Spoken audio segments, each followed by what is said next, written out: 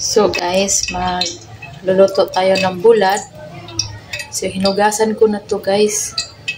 So at ito ang mantika. Yung mantika guys, kaya ganyan ang itsura kasi used oil na po yan. Yung pinrituhan ko po na isda, ito po ang ginamit ko para sa bulad. So yan guys. So dahil mainit na, atin na ilalagay ang ating mantika. I mean bulad.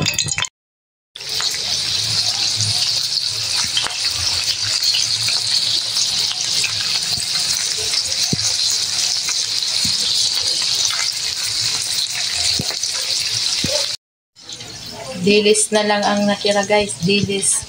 Yan o. So, ito ang inuulam namin kapag tinatamad kami magluto ng ng ulam. Yung bulad kasi, mabilis lang kasi paluto. Ito lang muna, bulad-bulad muna tayo. Diba? Tipid-tipid pa. So yan, naluto ng bulad guys. Ito yung baon ko bukas, bulad. Ulam dito sa bahay at baon din sa trabaho.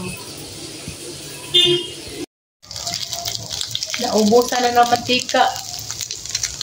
Pero malapit na siya maluto.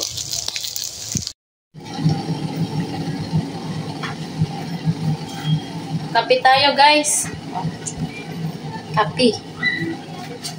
Kape. Di ako nagsaing ha. Kasi inaisip ko baka hindi kakakain ng kanin. Kaya ang ginawa ko, niluto na kita ng sikat ko.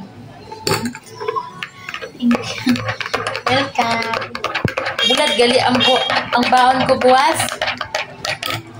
Tsaka dilata no. Matulog ka na. Maya na matulog. Parang gali ako. Huh? So, masinaman na.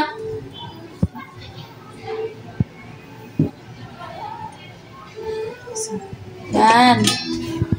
Walang laman. Ano siya?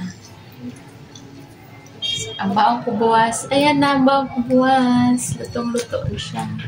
Tapos, lalagyan ko siya ng corn tuna din. With corn tuna. Ito yung yung tawag nito? Suka. Saan yung ibang suka natin? Galing sa andok. Sarap ng suka nila, no? Parang tuba, no?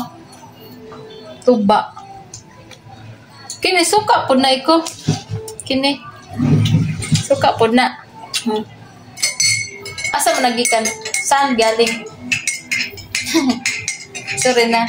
Hindi ka pala nakaintindi ng salita ko. Hindi ko.